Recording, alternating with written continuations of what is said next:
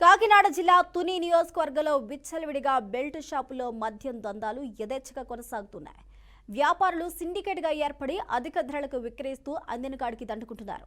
గ్రామాల్లో బెల్ట్ షాపులను ప్రోత్సహిస్తూ ఆ షాపులకు హోల్సేల్ మద్యాన్ని అధిక ధరలకు విక్రయిస్తూ ఉన్నారు.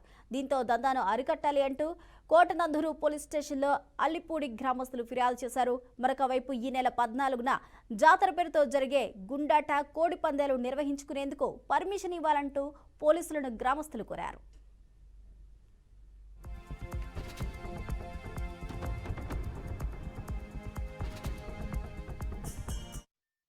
ఈరోజు అల్లిపూడి గ్రామం నుంచి తుని ప్రొబేషన్ అండ్ ఎక్సైజ్ శాఖ వారి కార్యాలయం వద్దకి మేమంతా కలిసి వచ్చామండి. కారణం ఏంటంటే మొన్న 2వ తారీఖు నుంచి మా అల్లిపూడి గ్రామంలో అనధికారికంగా ఒక మద్యం దుకాణాన్ని ఏర్పాటు చేసి వాళ్ళకి ఇష్టానురీతిగా అక్కడ మద్యం అమ్మకాలు కొనసాగిస్తున్నారు.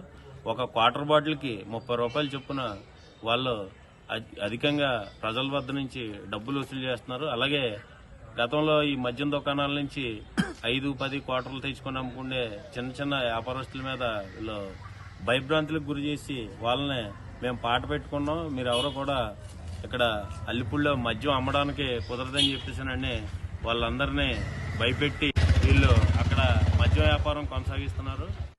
దీనివల్ల ఇప్పుడు వీళ్ళు కూటమి ప్రభుత్వం ఏర్పడిన తర్వాత ప్రతి గ్రామంలోని కూడా ఈ గొలుసు దుకాణాలు ఏర్పాటు చేసి అక్కడ ఊరికి సంబంధించిన ప్రధాన కూడల్లో ఈ షాపులు ఏర్పాటు చేసి మద్యం 24 గంటల్లో మద్యం అమ్మడం వల్ల వాళ్ళంతా కూడా అక్కడ ఆ ఏరియాలో ఉండే ఆడవాళ్ళు, తర్వాత ఆ ఏరియాలో సంచరించే వాళ్ళందరూ కూడా చాలా ఇబ్బందులు పడవలసిన పరిస్థితులు చూడాల్సి వస్తుంది.